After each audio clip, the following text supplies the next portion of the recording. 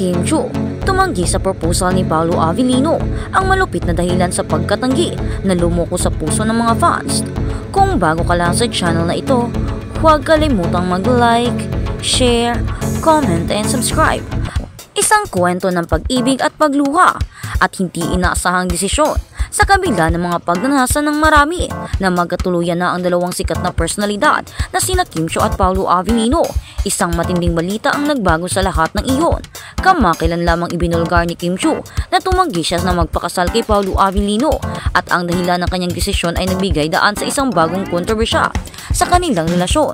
Ang dalawa ay naging isa sa mga pinakasikat na love team sa bansa at ang kanilang tambalan ay patuloy na sinusubaybayan ng kanilang mga fans. Ngunit sa isang pansamantalang pagkakabanding nilang dalawa, bumangon ang isang issue na nagdulot ng hindi inaasahang pagka-heartbroken ni Paolo. Ang kasaysayan ng pag-ibig ni Kim Chiu at Paolo Avellino simula nang magsimula ang kanilang pagkakaibigan. Maraming tao ang hindi makapaniwala sa chemistry ng kanilang pagsasama. Ang mga simple at magaan nilang moments sa mga interviews at public events ay nagbigay ng hinuna sa kanilang fans na may matinding samahan sa pagitan nila. Mabilis nilang na-build ang isang magandang koneksyon, kaya naman hindi na rin nakapagtataka nang magsimulang magplano ng mas matinding hakbang si Paolo Avellino. Ang kanilang relasyon ay tila isang fairy tale na mata ng publiko, puno ng pagmamahal at makulay na mga alaala. Ang kanilang partnership ay isang bagay na tinitingala ng marami. Ngunit sa kabila ng lahat ng iyon, dumating ang isang punto na nagsimula ng magbago ang takbo ng kanilang kwento. Ang proposal ni Paolo Avellino.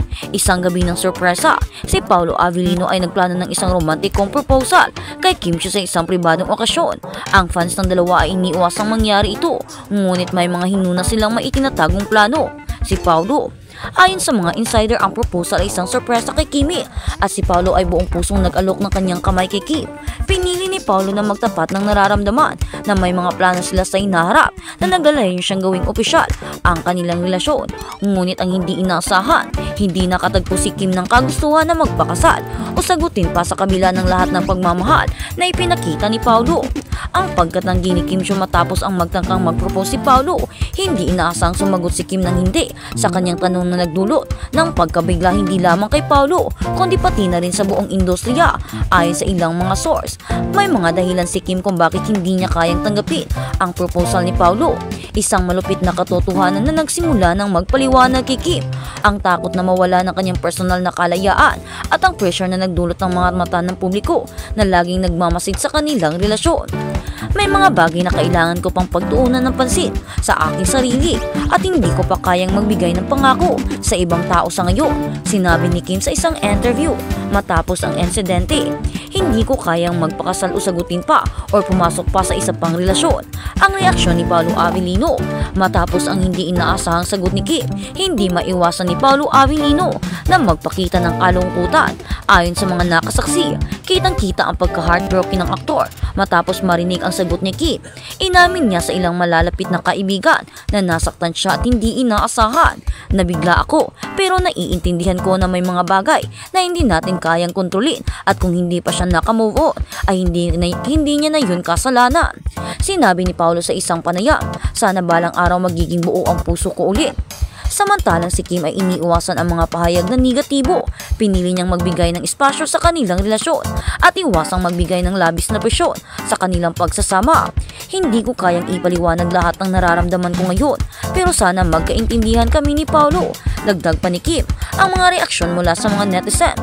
Habang ang kanilang relasyon ay patuloy na sinusubaybayan ng publiko, hindi nakaligtas ang kanilang mga fans sa mga pahayag ni Kim at Paolo. Marami ang nagbigay ng kanilang opinion at reaksyon sa social media.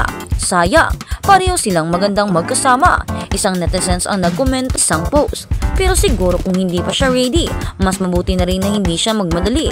May mga nagsabi naman na si Kim ay may karapatang magdesisyon para sa kanyang sarili at hindi dapat pinipilit na magpakasal o sagutin kung hindi pa siya handa. Dapat may respeto tayo sa desisyon ni Kim. Dagdag pa ng isa pang fan, mahal niya si Paolo pero hindi pa siya ready. Ipagdasal na lang natin na matagumpayan pa rin sila kahit na hindi nagtagpo ang proposal ni Paolo. Ang kwento ng kanilang relasyon ay hindi pa tapos. Si Kim at Paolo ay patuloy na nagtutulungan sa kanilang mga proyekto sa trabaho at bagamat may hindi pagkakaintindihan sa kanilang personal na buhay, walang duda na mahal pa rin nila ang isa't isa.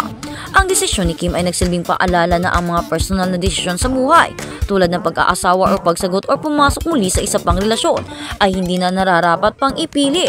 Ang mga susunod na buwan ay tiyak na magdadala ng mas marami pang pagsubok at pagbabago para sa dalawa, ngunit hindi pa tapos ang kanilang kwento ng pag-ibig. Malaki pa rin ang pag-asa ng mga fans nila na balang araw may magiging buo ang puso nilang dalawa sa tamang oras at pagkakataon. At sa kabilang banda, Kim at Paulo na bahala para sa mga fans na ipinagtanggol silang dalawa sa bashers. Ang kimpo na tambalan na binubuo ni Kim Chiu at Paulo Avellino ay kasalukuyang nasa sentro ng mga kontrobersya dulot ng mga nag-aalalang mga tagahanga ni Paulo Avellino.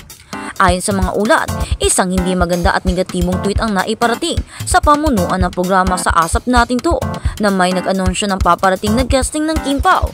Ang mensaheng ito ay tila nagbigay daan at mga alalahanin ng mga tagahanga na nagbigay ng malaking epekto sa sitwasyon. Ang tweet na ito ay may kasamang caption na nagsasabi na hindi ka makakaligtas sa pamatay na kilig na hatid ng isa sa pinakasikat na love teams, ang Kim Pao. Sa kabila ng positibong tono ng caption na ito, ang mga sumusunod na reaksyon at komento mula sa mga tagahanga ni Paulo Avellino ay nagbigay ng isang madilim na larawan tungkol sa sitwasyon. Ang mga reaksyon ay tila nagpapahiwatig ng mga pakikialam at negatibong motibo mula or laban sa Kim Pao na tambalan na nagbibigay daan sa pag-aalala ng ilang tagahanga. Makalipas ang pag-anunsyo ng guesting ng Kim Pao sa Asap Natin To, isang tagahanga na nagpapakilalang tapat na supporter ni Paulo Avellino ay nagbigay ng kanilang opinyon. Sa kabila na mensahe sinabi ni na Paulo kung sakali mang mawala ng sigla ang Kim Pao, maaaring magdulot ito ng hindi magandang epekto sa reputasyon ni Paulo Avellino. Sinabi ng mga tagahanga na posibleng ang mga tagahanga ni Kim Chiu ang magpapasimuno ng mga hakbang upang sirain ang karakter ni Paulo Avellino. Ang kanilang pahayag ay tila nagpapahiwatig ng isang posibilidad na ang mga tagahanga ni Kim Chiu ay magiging agresibo sa kanilang mga aksyon na naglalayo, lumikha ng mga iskandalo o magpakalat ng mga negatibong impormasyon laban kay Paulo. Ang ganitong klase ng reaksyon ay hindi na bago sa industriya ng showbiz, kung saan ang mga tagahanga ng magkaibang artista ay madalas na nagkakaroon ng mga alitan. Sa mga ganitong pagkakataon, ang mga social media platforms ay nagiging pangunahing arena para sa mga opinyon at komento na nagiging sanhi ng pagtaas ng tensyon sa pagitan ng mga tagahanga. Sa kaso ng Kim Pao, tila ang alitan na ito ay lumalabas mula sa mga alalahanin ng mga tagahanga tungkol sa posibleng pagkakaroon ng epekto sa kanilang idolo. Isang mahalagang aspeto na dapat isaalang-alang ay ang epekto ng kanilang klase ng reaksyon sa mga artista. Ang mga pahayag at aksyon ng mga tagahanga ay may direktang epekto sa mental at emosyonal na kalagayan ng mga artista. Sa kaso ng Kim Pao, ang hindi magandang mensahe na natanggap ng pamunuan ng ASAP ay maaaring magdulot ng tensyon at hindi pagkakaunawaan